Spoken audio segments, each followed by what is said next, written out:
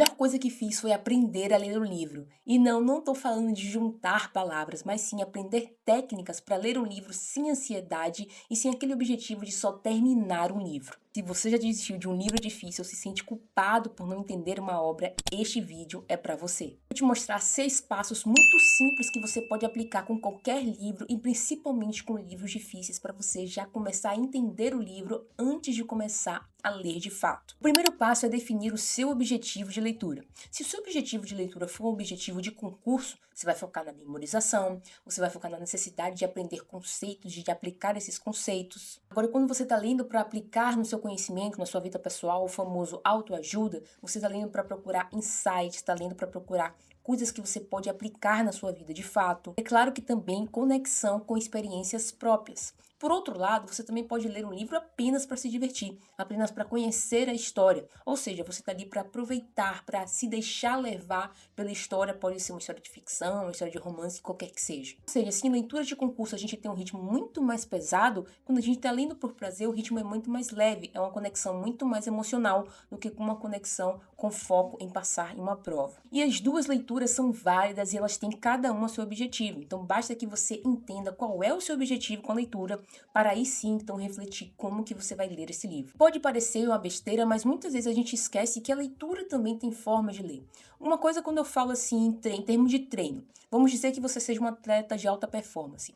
A forma como você treina não é a forma como eu treino. Eu treino para manter a minha saúde, para manter meus músculos fortes e blá blá blá. O atleta de treino está treinando para ter alta performance, para passar, sei lá, numa prova ou competir em determinadas provas de músculo, aquelas posiçõezinhas, sabe? Cada um tem o seu objetivo. Então, preste atenção nisso para você não se afobar e acabar lendo por prazer de uma forma como se você estivesse lendo para concurso, sabe? O segundo passo é uma pré-leitura e eu gosto muito de chamar essa fase de fase Sherlock Holmes. É como se você fosse o próprio Sherlock Holmes e você está enfrentando um mistério. Então você pegou um livro que você está a fim de ler, você pode até conhecer a temática, mas não conhece nada do que o livro vai tratar sobre essa temática. Então você é o Sherlock Holmes, você precisa fazer uma pré-leitura, uma pré-investigação antes de mergulhar na investigação em si, que é descobrir de fato os meandros, os argumentos do livro. Ou seja, quando a gente vai fazer uma pré-expedição, a gente precisa analisar alguns elementos. Em caso de livro, a gente pode analisar, por exemplo, o título da obra.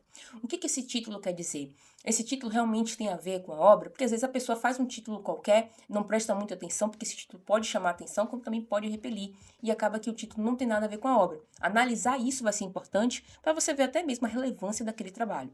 E aí, quando tiver um subtítulo, você pode, sei lá, de repente pensar qual a expectativa que cria, o que é que você pode, sei lá, de repente descobrir a partir desse título. Depois que você analisou o título e o subtítulo, você vai para a contracapa. Na contracapa, você vai ter a visão geral da obra, os principais argumentos e até mesmo as credenciais do autor. Mas aqui vamos focar nessa parte dos principais argumentos, porque, por um exemplo, nesse livro aqui, O Homem e os Seus Símbolos, qual é o principal argumento que a gente vai ver o Jung tratar? Do inconsciente. Então, quando a gente está falando de inconsciente, a gente também está falando de consciência, a gente também está falando de algo que aparece, desaparece do próprio inconsciente também. Então, são palavras que estão aqui, que fazem parte de uma semântica quando a gente fala de subconsciente e também do homem e dos seus símbolos. Ou seja, tudo está interligado e essa quarta capa ou contracapa também vai nos ajudar a entender ainda mais do que esse livro vai tratar especificamente. Nessa parte que a gente chama de folha de rosto, a gente vai ver as principais informações. O pessoal vai me matar porque eu dobrei o livro assim, mas aqui não tem problema não. Olha só. Nisso aqui a gente vai ver o ano, a edição. E por que você acha que isso é importante, Ana? Imagine que você comprou um livro e você não viu a edição, não viu o ano do livro. E quando você se dá conta, você está lendo algo que é desatualizado. E aqui serve mais para contexto técnico. Imagine que você comprou um livro de medicina, de psicologia, de psiquiatria que seja, e você não observou a edição do livro, e você acabou de ver que existe uma outra edição com uma nova atualização, que é também muito importante para você. Então, observar a edição do livro, o ano do livro, também vai te fazer não cometer esses erros de comprar uma edição um pouco mais velha. Alguns livros não tem problema nenhum, principalmente aqueles livros clássicos, não tem problema de você comprar uma edição mais velha, a não ser que exista uma nova tradução, mas aí é para uma outra coisa. Uma outra coisa também que você deve observar, que eu acabei de falar, é sobre a tradução. A tradução do livro é importante porque existem traduções ruins, gente, não é toda tradução que é boa. Então, tem traduções que são ruins Por exemplo, às vezes tem uma tradução que é um pouco mais difícil, que é um português mais rebuscado, é um português de Portugal, você não está acostumado com isso, aí você pega uma tradução ruim e diz que o livro é ruim, mas na verdade o livro não é ruim, e sim a tradução. Ou seja, observar isso na folha de rosto, você também pode ver um contexto histórico um pouquinho também, mas esse contexto histórico normalmente está no prefácio, que é a nossa próxima análise que a gente deve fazer. O prefácio, ou também as pessoas chamam de introdução, o prefácio ou a introdução nos dá uma visão principalmente das intenções do autor, e aqui mais especificamente porque normalmente a pessoa que faz o prefácio ou é o próprio autor ou é alguém que conhece o autor ou um estudioso do autor. Então a gente tem as intenções do autor, a gente tem até mesmo o contexto histórico de como essa obra surgiu, como o autor escreve, tem o contexto da obra, como eu acabei de falar, porque quando a gente sabe o contexto da obra, a gente consegue entender quais eram as coisas que estavam rolando naquele momento para esse cara ou essa moça escrever essa obra. Então a gente tem a possibilidade de entender as teses dessa pessoa, entender os porquês dessa pessoa com mais propriedade, já que a gente sabe qual é o background que ela teve.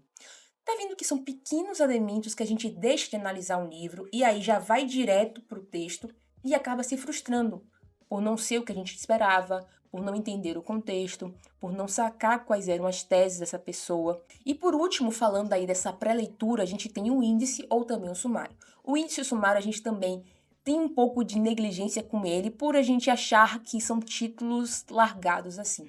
Mas quando a gente vai para um texto mais complexo, um texto técnico, muitas vezes os autores utilizam os títulos das seções para nos guiar, nos ajudar no raciocínio. Prestar atenção nisso também é muito importante.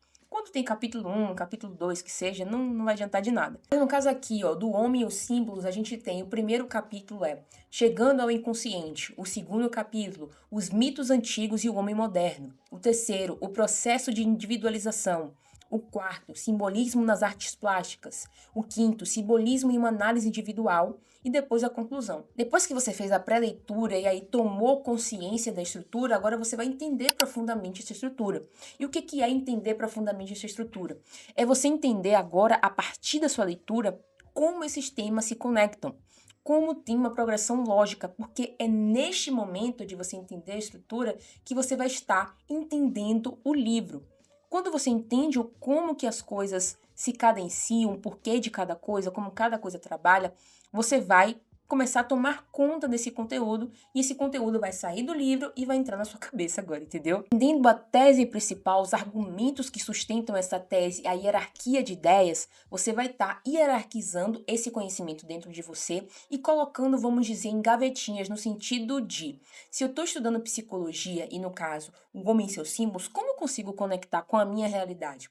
Qual é o tipo de assunto que eu conecto aqui? Então, no caso do Homem e os símbolos, eu vou conectar com o meu saber sobre psicologia, que também é algo que me interessa. Então, eu posso entender como o meu subconsciente funciona, ou pelo menos tentar entender, e isso vai ajudar no meu autoconhecimento. E aí, entendendo essa estrutura, eu posso ir para o quarto passo, que é desenvolver um método de análise. Esse método, gente, é baseado única e exclusivamente na leitura ativa. E o que é uma leitura ativa? A leitura ativa é quando você está prestando atenção ativamente a um conteúdo. Isso quer dizer que você não está lendo de forma desleixada, de forma desatenta. Você está lendo de forma atenta, tentando absorver conhecimento. Para te ajudar a ler ativamente, é claro que um ambiente silencioso e um horário para leitura já é suficiente, mas ainda tem uma técnica que pode te levar além.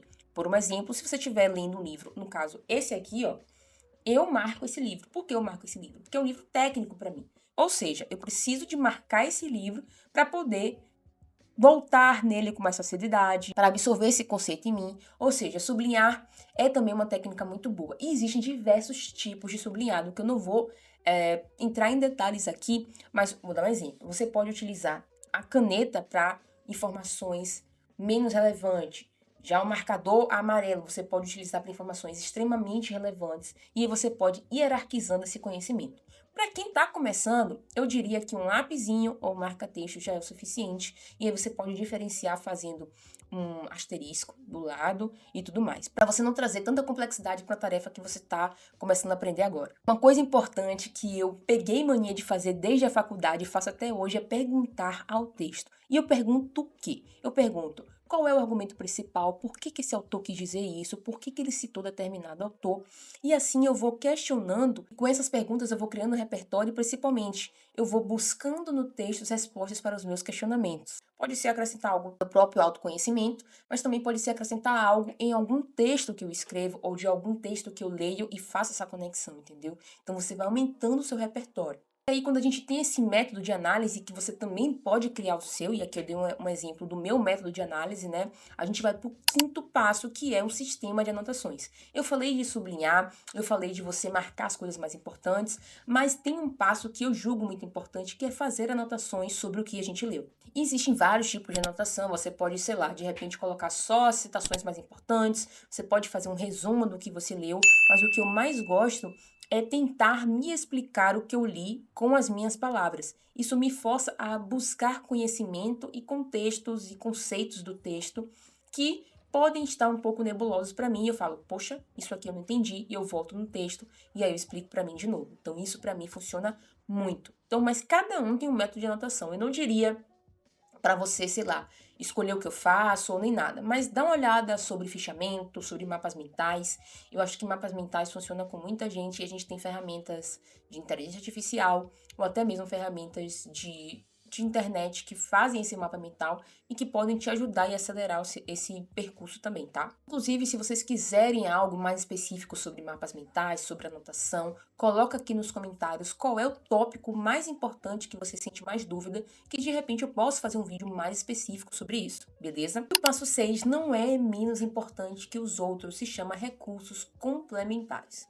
Esses recursos complementares podem ser diversos, tá, gente? Desde artigos acadêmicos até vídeo no YouTube, e servem para você complementar o que você aprendeu ou até mesmo confirmar as suas expectativas ou hipóteses também. Quando a gente vai para um artigo acadêmico, a gente pode explorar diversos pontos. Vou dar um exemplo. Quando a gente tem Crime e Castigo lá do Dostoiévski, se a gente for para a área do direito, vai ser explorada de uma forma, para a área da filosofia, vai ser explorada de outra, e assim por diante. Cada área vai pegar um ponto específico do livro para poder explorar. Já quando a gente tem podcasts ou videoaulas, são aulas mais completas também sobre o assunto em geral do livro. Então, você pode até mesmo, lá no início do livro, você pode pegar uma videoaula, um vídeo no YouTube, para saber o contexto daquele livro. E aí você tem que ter cuidado com os spoilers se você não gosta, beleza? E uma das coisas que eu mais gosto de fazer é participar de clubes de leitura. Por quê? Porque em clube de leitura, você está trocando com pessoas que estão lendo o mesmo livro que você, podem estar tendo a mesma experiência de dúvida, de anseios, de hipóteses que você, e isso faz com que a discussão seja muito legal, porque você vai aprendendo dinamicamente. E falando em clube de leitura, eu queria apresentar para você o Clube Leia Mais, que é o meu clube de leitura por assinatura, que custa apenas R$19,90 por mês. Assim que você entra, você tem acesso a um cronograma, a materiais exclusivos sobre o livro, sobre o autor, sobre o contexto, acesso ao nosso grupo exclusivo com todos os assinantes e eu também, e lá eu falo sobre os livros, mando áudio, tiro dúvidas e, por fim, todo final de leitura a gente tem uma aula ao vivo para você interagir comigo e com os outros assinantes e falar sobre a sua leitura. Não só isso, assim que você entra, você não tem acesso só ao livro do mês, você tem acesso a todos os livros que nós já lemos. Atualmente nós estamos lendo o livro das 1001 Noites e eu logo vou revelar qual será o livro de dezembro, porque até então é uma surpresa para vocês. Então, se você quiser conhecer mais sobre o Clube Leia Mais, é só clicar no primeiro link aqui da descrição. Então, quando você for ler um livro, mesmo que seja difícil, mesmo que seja técnico demais, faz esses passos que eu acabei de te mostrar e você vai ver que até mesmo o livro mais difícil pode se tornar menos complicado quando você entende o contexto, os argumentos e a tese principal. Lembre-se que a leitura, assim como qualquer outra técnica, é algo que você pode ir aprimorando e se expor a livros difíceis, a livros clássicos, pode ser uma ótima campanha, vamos dizer assim, uma ótima forma de você aprimorar a sua leitura. Então não tenha medo de ler livros difíceis e sempre que você tiver dificuldade, procure outros materiais ou simplesmente venha aqui um comentário no YouTube e comenta que eu posso também te ajudar a entender livros mais difíceis. E não esquece de conferir esse videozinho aqui em que eu mostro o guia definitivo e completo para você conseguir ler o livro. E eu te vejo no próximo vídeo.